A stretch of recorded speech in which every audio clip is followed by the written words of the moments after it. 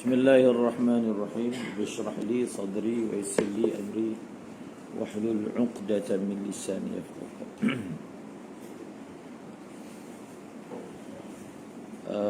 At-tawafu bimanzilati as-salah illa anna Allah qad ahalla fihi al-mantiqa faman nataqa fala yantiqu bi khairin. Hadis riwayat Hakim.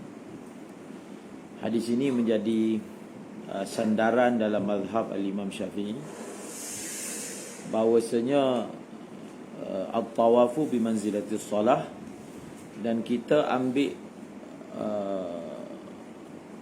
tashbih yang Nabi buat itu adalah tashbih sebenar, iaitu seperti mana solat perlu wudu, suci daripada hadas, maka tawaf pun perlu. Seperti mana solat perlu tutup aurat, maka tawaf pun perlu. Jadi falau ahdasa fihi, oh yang atas tu. Okey, tengok yang suci daripada najis dulu. Jadi suci, bila disebut saja suci daripada najis, sudah tentu maksudnya najis yang tidak dimaafkan. Kait itu, walaupun dalam kitab dia tulis at-taharatu 'anin najasah tanpa menyebut al-ghairil ma'fu' anha, syarat ini disebut dalam bab solat, disebut dalam bab tawaf. Tetapi kita yang belajar fiqh faham yang dimaksudkan najis yang tidak dimaafkan. Kerana najis yang dimaafkan tidak ada masalah untuk ada sekali ketika solat dan ada sekali ketika tawaf. Ada bersama ketika salat dan tawaf. Wa kadza law kana qala fi syarh al-muhadzab wa ghalabatuha fihi mimma 'ammat bihi al-balwa wa qad ikhtara jama'atun min ashabina al-mutaakhirin al-muhaqqiqin al-'afwa 'anha. Dimaafkan daripada najis yang telah tidak dapat dielakkan. Wa yanbaghi an yuqala yu'fa amma yashuqqu al-ihtirazu anhu min zalika. Yang kata dimaafkan itu adalah jenis bangsa yang susah dielakkan. Kerana kita belajar dalam bab najis yang dimaafkan, kullu najasatin yashuqqu al-ihtiraz anha fahuwa ma'fuun an. Faham? Setiap najis yang payah, sukar untuk dielakkan, maka ia dimaafkan.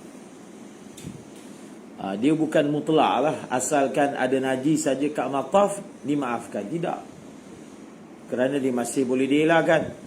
Sudah tentu dia yang jenis bersifat mimma ammad bihil balwa. Dalam kitab fiqh misalnya iqna, iaitu dia panggil dia dalam masalah zarqut tuyur. So saya baca dalam Idahul Manasik Al-Imam Nawawi,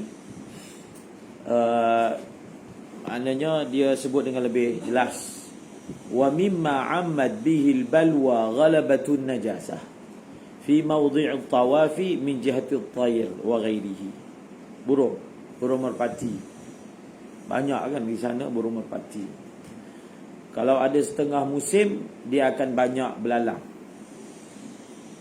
atas lantai di masjid, di lapangan luar tu ada belalang. Jadi bila belalang ni masalah lain pula. Kalau kita pijak dan mati, kena bayar dam. Kerana belalang ni termasuk said. La taqtulus saida wa antum hurum. Dia binatang liar. Jadi, tapi dalam kita kata, kalaulah di lantai tu, di jalanan begitu banyak belalang sehingga memang tak boleh nak elak, akan terpijak, maka ketika itu tidak kena dam. Sama juga dalam masalah dia diserang oleh binatang liar, yang kalau bunuh itu kena bayar dam, tapi dia diserang sa'il. Kalau dia tidak pertahankan diri dengan cara mencederakannya, ataupun mungkin dia terpaksa bunuh, dia akan tercedera. Menjaga nyawa manusia lebih utama daripada menjaga nyawa binatang. Maka kalau dia bunuh ataupun dia cederakan, tak ada kena bayar dam. Okey. Wa qad ikhtara jama'atun min ashabina al-mutaakhirin al-muhaqqiqin al-muttali'in annahu yu'fa anha, dimaafkan. Cuma kata Imam Nawawi, wa yanbaghi, sama macam dalam hal ini, wa yanbaghi an yuqala yu'fa amma yashuqqu al-ihtirazu anhu min zalika kama 'ufiya an damil qaml wal baraghis wal baq wal nimi dhubab wa huwa rawthu wa kama 'ufiya 'anil azab. Imam Nawawi dibawa contoh-contoh yang lain, seperti mana kita ada di sana najis yang dimaafkan. Dan saya dah bagi tahu dah, kitab tentang najis dimaafkan itu adalah Nazam Al-Ma'fuwat, karangan Ibnu Al-Imad, cetakan Darul Minhaj. Okey. Jadi Nazam tu dia ada syarah dia. Imam Ramli pun ada buat. Wa kama 'ufiya 'anil athari. Ini semua contoh najis dimaafkan. Wa nazairu ma asyartu ilai akthar, banyak. Jadi ini pun termasuk yang dimaafkan. Tempat nak bahas tentang najis dimaafkan kitab fiqh. Ini cerita haji, cuma kita nak sebut secara khusus tentang masalah. Jom kita pergi lagi. Wa qad su'ila as-sayyidul jalilul muttafaq ala jalalati wa amanati wa ra'ihi wa zahadatihi wa ittila'i ala al-fiqh wa Syekh Abu Zaid al-Marwazi imam ashab al-Khurasaniyin عن مسألة من هذا النحو فقال بالعفو وقال الأمر, dia guna kaedah al-amru idza daqat tasa'a. Suatu perkara tu bila dia jadi sempit maka dia jadi luas. Wa idza tasa'a daqa. Faham? Tapi kalau dia jadi longgar sangat maka dia sempit balik. Faham? Ka'annahu mustamiddun min qawli Allah azza wa jalla wa ma ja'ala 'alaykum fid din min haraj. Wa li'anna ma halal الطواف في زمن النبي صلى الله عليه وسلم وأصحابه رضي الله عنهم ومن بعدهم من سلف الأمة وخلفها لم يزل على هذا الحال ولم يمتنع أحد من الطواف لذلك ولا ألزم النبي صلى الله عليه وسلم ولا ما يقتدي به من بعده أحد تطهير المطاف عن ذلك ولا امرؤ بإعادة الطواف لذلك. Ini semua hujah-hujah yang menjelaskan mengapa kita fatwakan kalau sampai ke tahap umumul balwa maka dimaafkan. Cuma mataf sekarang ni tidaklah. Kalau kita tengok dia pembersihan dia tu memang cemerlang lah. Pembersihan dia 24 jam. Tak ada apa pun dia bersih dekat. Dia ada waktu-waktu dia pembersihan dia. Dia bekerja 24 jam. Jadi riasah syu'un Masjidil Haram dengan masjid tu,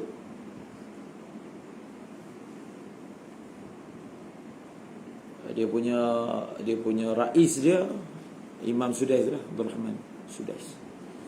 Dia riasah, maksudnya penyelenggaraan masjid, sama ada Masjid Nabawi dan juga Masjid Haram, beliau dia punya raisnya.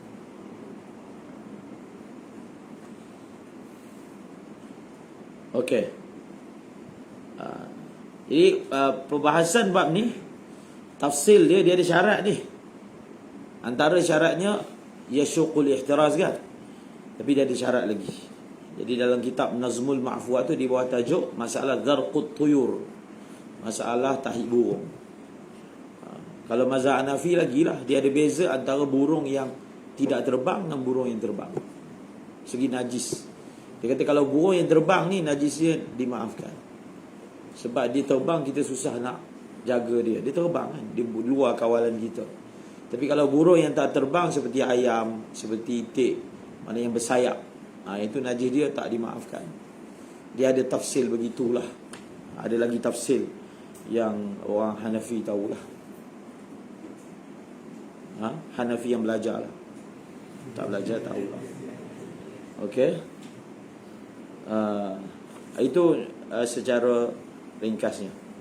Seterusnya, sebab dalam kitab Iqna' misalnya dia tulis kan, apakah syarat-syarat zarqut tuyur dimaafkan yang dekat masjid. Antaranya dia tahid tu kering. Kita tak sengaja lalu kat situ. Ada setengah letak syarat tidak ada laluan lain. maka dibawa juga semua najis yang jenis susah nak elakkan. Contohnya kalau kita pergi kampung, dia bila musim hujan, dia akan ada unggas kan, kekatu, unggas kecil. Lepas tu dia mati. Surau tu dia kapet. Nanti bila dia mati, lama-lama badan dia pecah dan dia ada kat celah-celah kapet. Dalam mazhab Syafi'i, walaupun dia bukan bangkai binatang yang tidak yang berdarah, tetap hukumnya najis. Jadi najis lah, pecah-pecah, dan dia sangat susah untuk diuruskan. Dia ada di atas kapet tu pecahan-pecahan daripada bangkai unggas-unggas tadi. Jadi kalau sampai ke tahap syuqul ihtiraz anhu, maka kalau dia semayang dipijak pun hukumnya sah. Kalau dia tawaf dipijak pun hukumnya sah. Tapi ulama letak syarat, kaki dia tu tak basah, ataupun benda tu sendiri tidak basah. Sebagian ulama kata dimaafkan mutlak. Dah kata dimaafkan, orang masuk masjid dia ambil wudu dulu, kaki dia basah. Kalau berdasarkan syarat tadi, maknanya kena lap dulu kaki baru boleh masuk masjid yang jenis macam ni. Kalau tak, tawaf pun kena lap kaki, pastikan tidak basah. Kemudian seterusnya dia tawaf lah, walaupun pijak atas najis yang jenis bangsa yashqul ihtiraz anhu. Baca.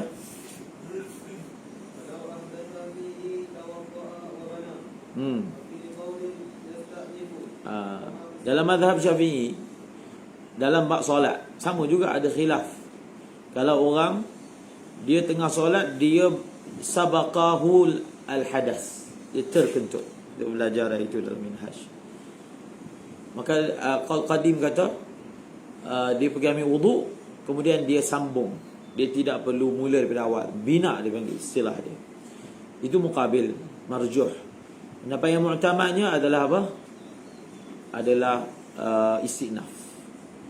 Pendapat yang muqabil marjuh, yang dalam mazhab Syafi'i, itulah yang mu'tamad dalam mazhab Hanafi. Iaitu kalau satu orang itu dia batal secara masbuk, maksudnya bukan dengan amdan, dia pergi ambil wudu, dia hanya sambung sahaja, dia tidak perlu istinaf. Dalam tawaf pun ada khilaf, cuma tarjihnya terbalik. Tarjih dalam tawaf adalah sebalik daripada tarjih dalam bab salat. Tarjih dalam bab tawaf apa? Iaitu dia sambung. Jadi kalau kita tawaf dah kali ke berapa, ke 6, kita batal, kita rasa nak terkencing, pergi tandas, dah selesai ambil wudu, bagaimana tu?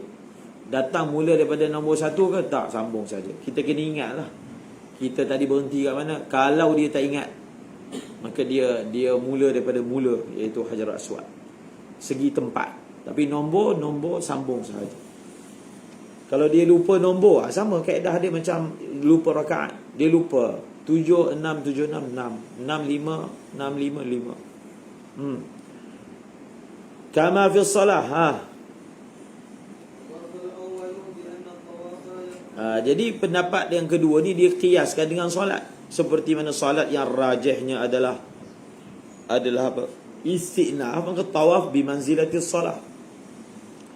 Tetapi pandangan yang pertama, qaul yang pertama Imam Syafi'i, wajahnya adalah dalam bab ini tak boleh dikiaskan dengan solat. Apa beza dia? Wa farraqal awwalu bi anna at-tawafa yuhtamalu fihi ma la yuhtamalu bis-salat. Walaupun Nabi sebut tawaf ini dia sama macam solat, tapi ada illah.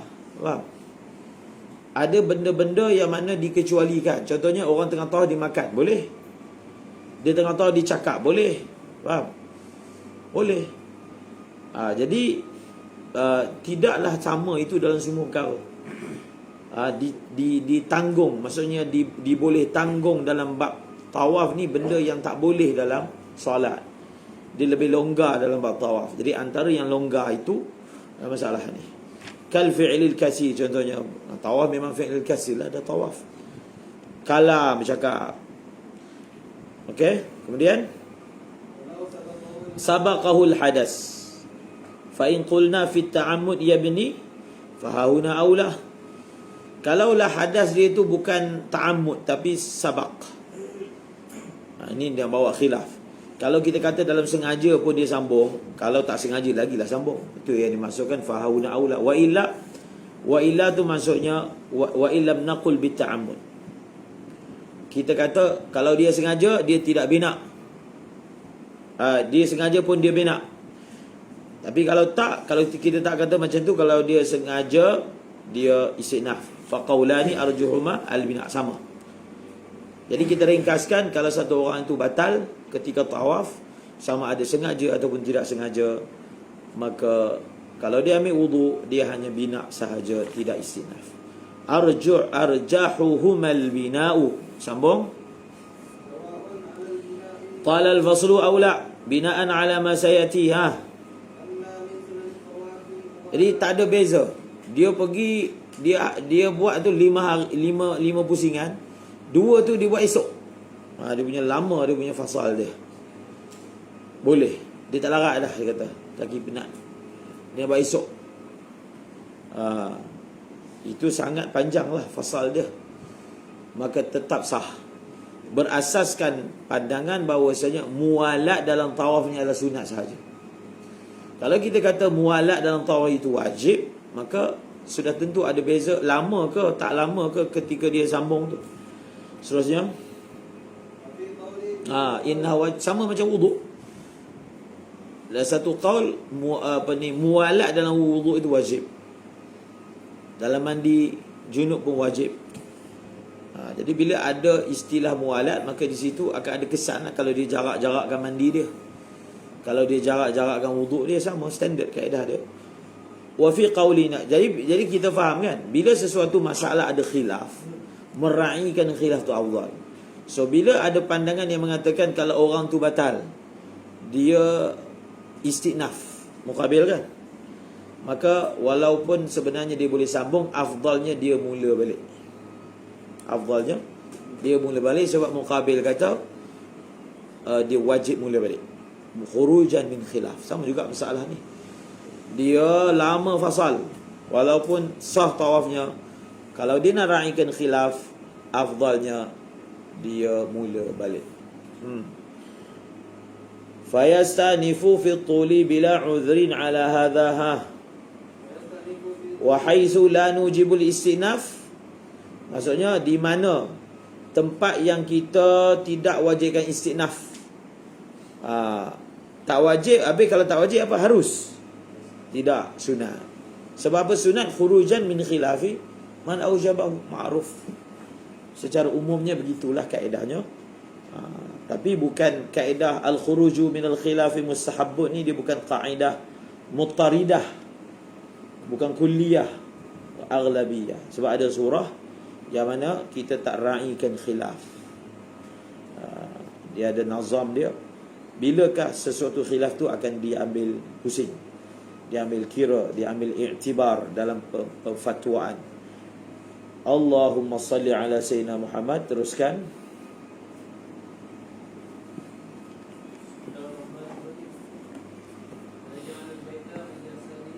Allahu.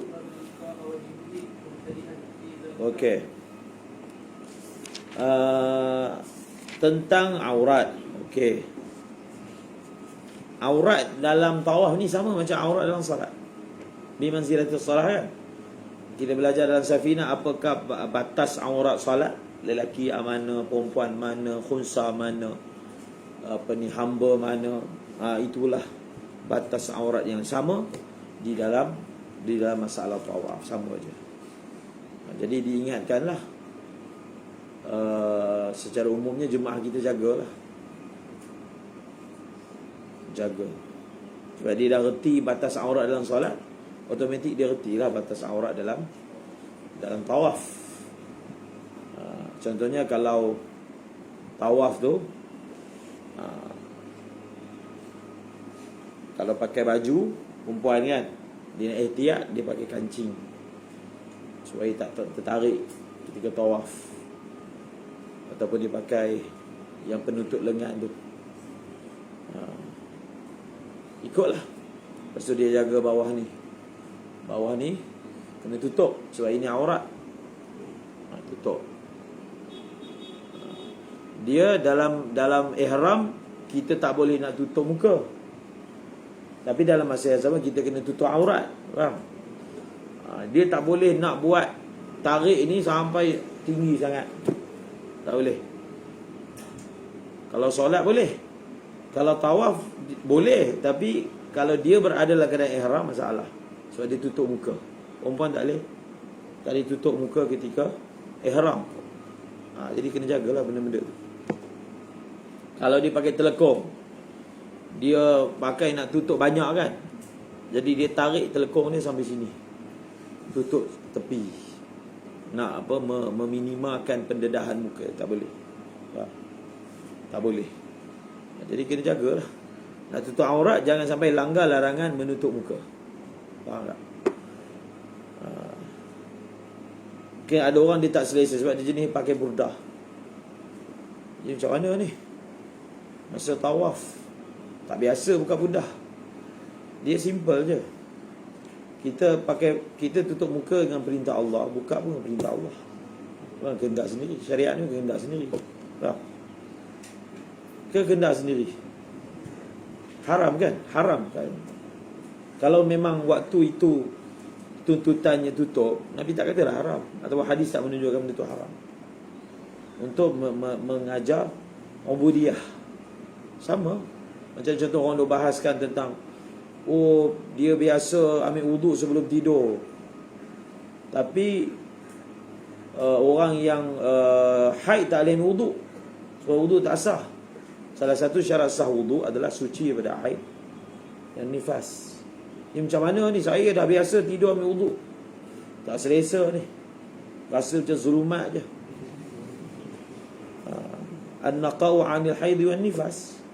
Bahkan ulama sebut kalau dia ambil wuduk juga dalam keadaan dia tahu tak boleh, berdosa pula. Atas kaedah at-talabbusu bi ibadatin fasidah haram. Mengerjakan ibadah yang tak sah secara sengaja. Dia tahu tak sah tapi dia buat juga. Dia jadi tala'ub, main-main. Contohnya dalam kitab Iqna' itu contoh, orang ambil wuduk pakai ma'ek, pakai contohlah kayak kelapa. Dia tahu benda tu tak sah, tak ada cara buat. Tala'ub bid-din, haram. Tala'ub at-talabbusu bi ibadatin fasidati haram. Jadi mudah je nak fahamkan perempuan ni. Masa dia uzur, dia telah tinggalkan ibadat lebih besar daripada wuduk. Apa dia? Solat. Kenapa dia tak rasa, uish, saya ni tak pernah tinggal solat dia kecil. 5 waktu, solat lagi besar daripada wuduk.